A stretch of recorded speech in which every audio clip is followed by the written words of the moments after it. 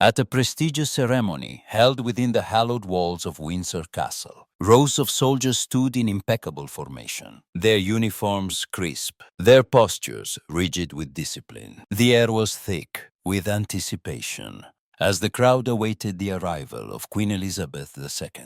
Among the sea of ceremonial red and gleaming brass, one young woman stood out not for what she did, but for what she didn't do. As the queen approached, every soldier raised their hand in a precise salute, a gesture of respect and tradition honed over centuries. Every soldier, that is, except one. Her name was Asha, a 23-year-old woman of Nepalese descent, standing motionless in the ranks of the Guard of Honor. Her face was a mask of stoicism, but her eyes betrayed a storm of emotion when the queen passed by. Asha did not salute. She did not move. She did not even blink. To the untrained eye, her inaction might have seemed like an act of defiance, a breach of protocol so severe it could end a career. Whispers rippled through the ranks. A senior officer reached for his radio, ready to issue a command to remove her. Discipline in the Guard of Honor is non-negotiable, someone muttered under their breath.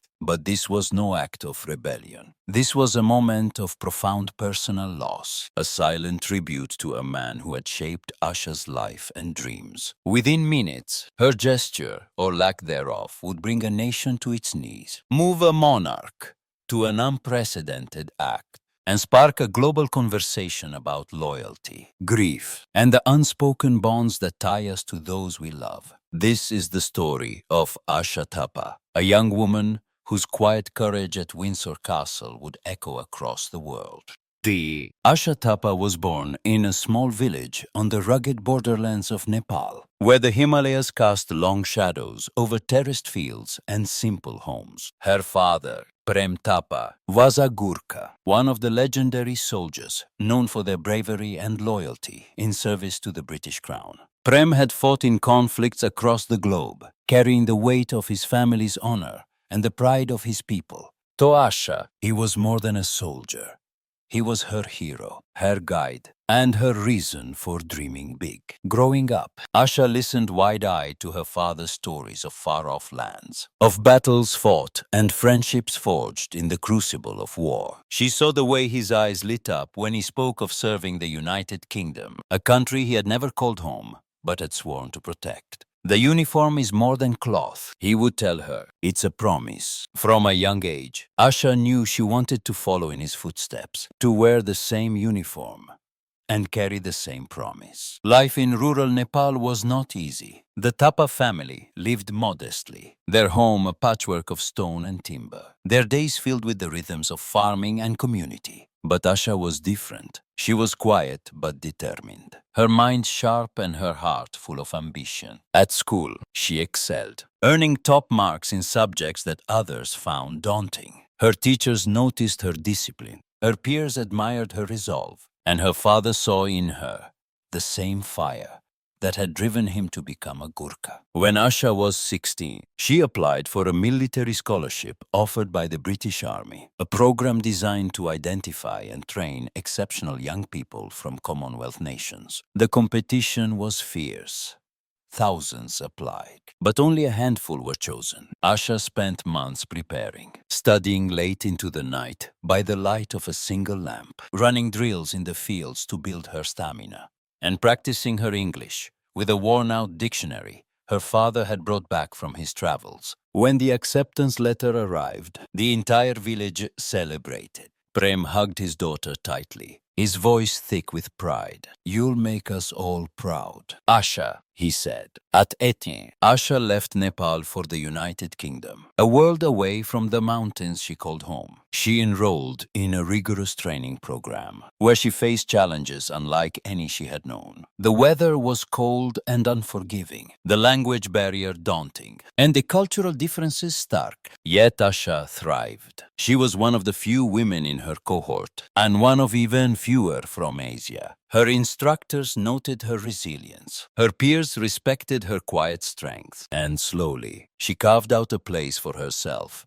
in a world that was both foreign and familiar. By the time she was 23, Asha had earned a coveted spot in the Guard of Honor, an elite unit tasked with performing ceremonial duties for the British monarchy. It was a role that demanded perfection, every step, every gesture, every moment choreographed to the millisecond. For Asha, it was the culmination of years of hard work, a chance to honor her father's legacy and prove that she belonged. But fate had other plans. Monsieur. 3 weeks before the ceremony at Windsor Castle, Asha received a call that shattered her world. Her father, Prem, had been battling a rare illness for months, one he had kept hidden from her to spare her worry. Now, his condition had worsened, and he was gone. Asha was in the middle of a training session when the news came, her commanding officer pulling her aside to deliver the message. She stood there, motionless, as the world seemed to blur around her. Her father,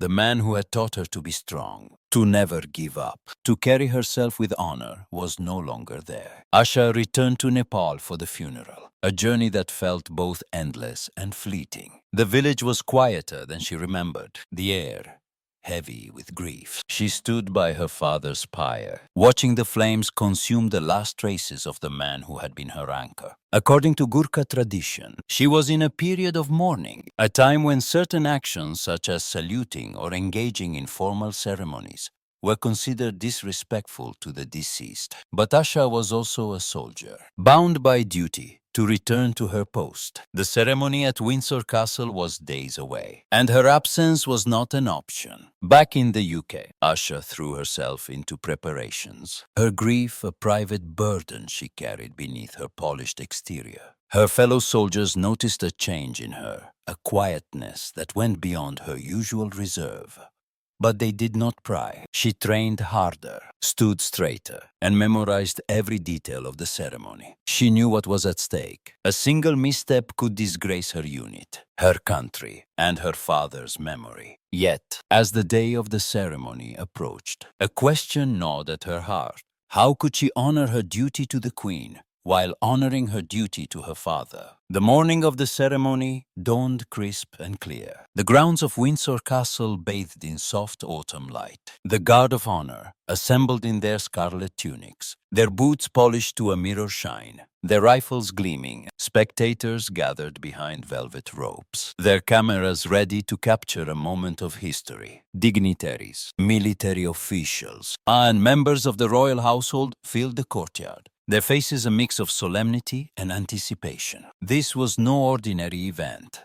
It was a celebration of military service, a tribute to those who had served the crown with distinction. Asha stood in the second row, her heart pounding beneath her uniform. She had rehearsed this moment 1,000 times, each movement etched into her muscle memory. The protocol was clear. When the Queen passed by, every soldier would salute, a gesture of loyalty and respect. Failure to do so was unthinkable, a violation of everything the Guard of Honor stood for. Yet, as the royal procession approached, Asha felt a weight settle over her, a pull towards something deeper than protocol. The Queen, at non-bentifant, moved with a grace that belied her age, her presence commanding silence from the crowd. She was dressed in a pale blue coat, her signature hat adorned with a single flower, her eyes sharp and observant. As she began her inspection, the soldiers saluted in perfect unison, their movements a symphony of precision. The sound of boots clicking and hands snapping to foreheads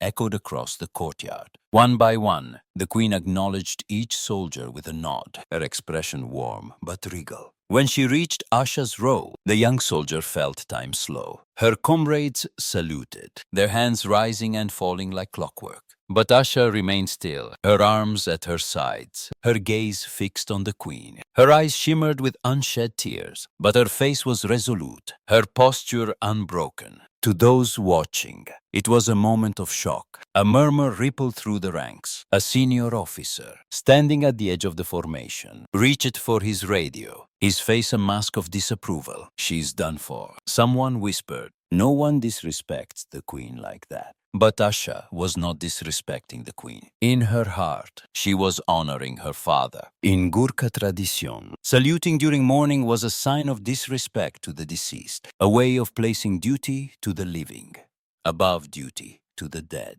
Asha had made her choice not out of defiance, but out of love. She stood there, her silence louder than any salute, her grief a private offering to the man who had given her everything.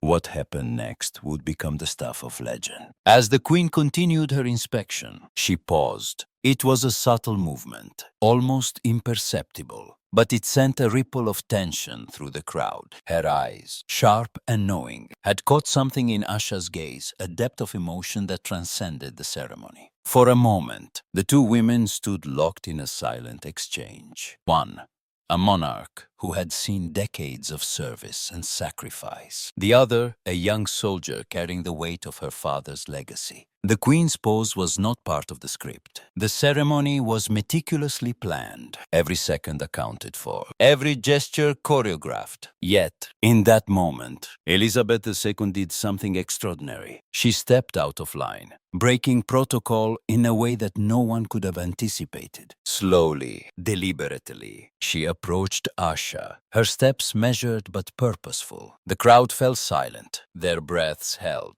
their cameras trained on the scene unfolding before them. The officer with the radio froze, his hand hovering over the device. The dignitaries exchanged glances, unsure of what was happening. The soldiers, trained to remain impassive, struggled to maintain their composure. Asha stood her ground, her heart racing, her mind a whirlwind of fear and resolve. She had expected reprimand, perhaps even disgrace. She had not expected this. When the queen reached Asha, she stopped, her presence a quiet force that seemed to envelop the young soldier. For a moment, neither spoke. The queen's eyes, weathered by years of leadership, searched Asha's face, as if reading the story written in her silence. Then, with a voice soft but steady, she spoke. "Your father was a great soldier," she said, her words carrying the weight of a nation. "Today, we honor him through you." The crowd gasped. Asha's breath caught in her throat. The queen reached for the medal pinned to her own coat, a rare honor, one reserved for acts of extraordinary service. With hands that had pinned countless medals over decades, she fastened it to Asha's uniform, her movements deliberate and tender. "For your father," she said, "who served this country with all his heart." The moment was electric. Asha's composure broke, tears spilling down her cheeks as she struggled to hold herself together. The queen stepped back, her expression one of quiet respect. And for a brief moment, the two women stood as equals. Not monarch and soldier, but human beings bound by shared understanding. The crowd erupted in applause, a sound that seemed to shake the ancient stones of Windsor Castle. The soldiers, no longer able to maintain their stoicism, shifted in their ranks, some wiping their eyes, others whispering in awe. The cameras captured every second, the images destined to become iconic. A young woman, a grieving daughter, had stood her ground, and the queen had met her not with judgment, but with compassion. The ceremony continued, but the mood had shifted. What had begun as a formal event had become something far greater, a testament to the power of human connection. Asha completed her duties, her medal gleaming on her chest, her heart a mix of sorrow and pride. When the event ended, she was surrounded by her comrades, who offered quiet words of support. The officer who had reached for his radio approached her, his face softened. "You did well, Tapa," he said simply. By evening, the story was everywhere. A video of the queen's gesture, captured by a journalist's camera, spread across social media like wildfire. The caption read, "A small action. The whole country is in awe." Within hours, it had millions of views, shared by people from London to Kathmandu, from soldiers to civilians. Comments poured in, each one a tribute to the unsung heroes who had shaped their lives. "My father was a soldier too," one user wrote. "He never got a medal, but he was my hero. This is what humanity looks like." Another said, "Thank you, Asha, for reminding us." In Nepal, Asha's village gathered around a single television, watching the footage with pride and tears. Her mother, who had lost her husband just weeks before, clutched a photo of Prem, her voice trembling as she spoke to a local reporter. "He would be so proud," she said. Asha carried his spirit today. The British press ran headlines that captured the moment's significance. The salute that never came. A queen's compassion. The soldier who moved a nation. Historians noted the rarity of the queen's action, a spontaneous gesture that broke centuries of tradition. For many, it was a reminder of Elizabeth II's humanity, a quality that had defined her reign. In the days that followed, Asha's story became more than a moment. It became a movement. People across the world shared their own stories of loss and loyalty, of the quiet sacrifices made by those who serve. Military organizations reached out to Asha, offering support and recognition. She was invited to speak at events, though she declined most, preferring to let her actions speak for themselves. Asha returned to her duties, her medal a constant reminder of the day that changed her life. She carried her father's memory with her, not just in the medal, but in the way she lived honestly, bravely, and with unwavering loyalty. Her story inspired countless others, from young girls in Nepal dreaming of a bigger future to soldiers grappling with the balance between duty and heart. The ceremony at Windsor Castle was a reminder that some rules are meant to be followed, but some moments demand something more. Asha Tapa's silence was not a rejection of protocol, but an affirmation of something deeper. A love that transcended borders, a grief that spoke louder than words, and a courage that moved the queen. If you were in Asha's place, what would you have done? When duty and heart collide, which do you choose? Her story invites us to reflect on the choices we make, the people we honor, and the legacy we leave behind. It's a reminder that sometimes the smallest actions, or the absence of them, can resonate across a nation, a world, a lifetime.